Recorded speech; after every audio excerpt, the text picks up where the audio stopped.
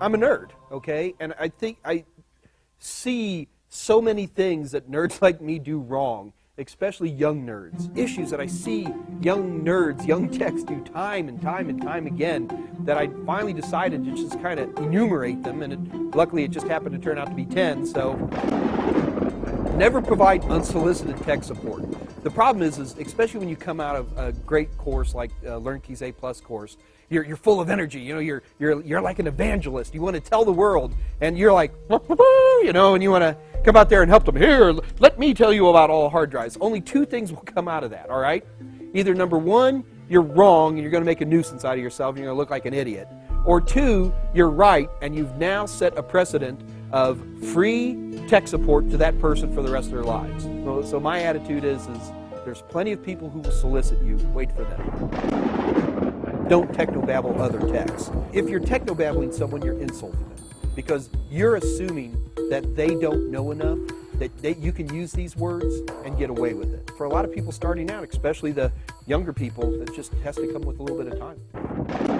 No matter what the temptation is, if you've got a warranty, stick to it. Those classic situations when you're a baby tech and your sister's, aunt's, plumber's girlfriend needs help, and then you're coming in out of nowhere and you start working on a machine, something goes thunk, and you can't get an RMA anymore because you just voided the warranty. Don't do it. Been there. Bad idea. Bringing up the baby techs to help them out and to pass it forward is critical. A lot of times baby techs, you know, they're just like this swarm of little people and they all talk to each other and everything. But over time, as they begin to specialize, they recognize that in and of their specialty is job security, you know, is better pay. And it's a bad habit that techs have, and even I've done this sometimes, is where I tend to want to, what really makes job security is good networks. And bringing up the baby techs to help them out and to pass it forward is critical. It's critical that you keep growing. Nothing terrifies me more than some tech who starts going, you know, Windows XP is good enough for me, don't need, Vista was terrible, 7's not much better, I'm sticking with what I know. Here's a tech, all right, this is the beginning of their career, okay, you get your first job, you start learning really hard. Anybody who's not got a job where they're not learning has got a problem. And then all of a sudden it starts to go like this, it starts to flatten out. Because you've built up the skill set you're going to be able to get from that job. A good tech, in my opinion, will move when that happens. They're going to look for something new and they're going to build up again. If you don't grow, I'm not as interested in dealing with you because I get nervous. I'm afraid that when you're exposed to something new, you're not going to be able to stay on top of it. Did I give you an impression that this might be an important thing? Don't look at any passwords that you don't need to look at.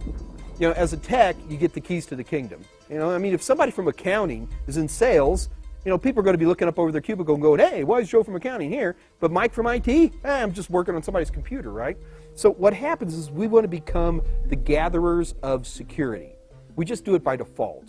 And, you know, you want to grab this password, you get this key, you start grabbing this and that, and people will give it to you. The downside is that anything that can possibly go wrong, who are they going to turn to first? Passwords, the keys, anything like that. You just avoid it. I literally, if I'm working on your computer and you type in a password, I physically turn my body around because the last thing I want is there to be any question mark that I might have been able to see that password. The same skill set that makes you a good nerd can also get you in trouble sometimes in a corporate environment. It's just the nature of the beast. Luckily, 95% of the time you end up getting your knuckles wrapped and you cower back down and you're okay.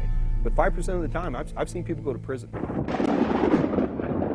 Anybody listening to this should understand they have to train, and you're not going to get paid for it most of the time. You are the trainer. It's your job to actually train, even if that's not on your job description. Your job is to provide training. If somebody needs to learn Excel, you teach them Excel. If there's a training department, great, then get them going in the training department. But I don't let lack of IT knowledge prevent my organization from getting done what they need to get done.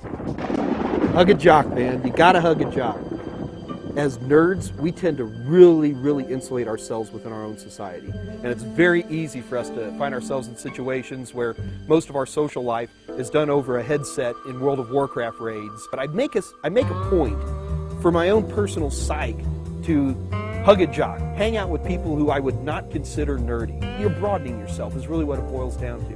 And by broadening yourself, you generate respect from broader groups. User advocate may be the most important. When my job says I'm to do this, I'm going to take it further than that because I'm an evangelist for technology. And I'm going to become what I call a user advocate. How many people still have index cards or worse than that, Post-it notes, all over the place? It's not that hard to teach people how to do some basic application stuff to allow them to organize themselves. User advocate requires you as a tech to begin to understand the business of your organization. As a nerd, it's easy for me to just swap hard drives. Do you understand? I don't necessarily have to become into the shipping business or, making ice cream or whatever the organization is that's hiring. I don't agree with that. My job, once I get in there, is to understand the entire business. And once I understand the business, then I can see how technology comes into play. And there's a name for a person like that. It's called a system analyst, not a technician. No nerd ever wants to ask for help. The number one thing, the most powerful statement any tech can ever tell me is, you ready? I don't know, but I know how to find out. By asking for help, I get stuff done faster. And by asking for help, I'm putting it forward. You never know what baby tech can help you out. And by asking for help, those who are smarter and above me get an opportunity to pay it forward. It creates an organization of interconnectivity where people are helping each other, but it's hard for us because we just don't want to ask for help. Listen, if you need to contact me for anything, I mean anything, just remember one magic word. You ready? DESWEDS, DesWeds. And when you type it with one finger on your left hand, you'll see why I use that name. I'm DesWeds at everything. Just type in DesWeds. You can chat with me, you can send me emails, you can check out my Facebook pages, anything you want. If you do that, I will contact you back and I will give you lots of extra information, good stuff, good people to communicate with, and it's absolutely critical. And by the way, get your instructor to contact me too, okay?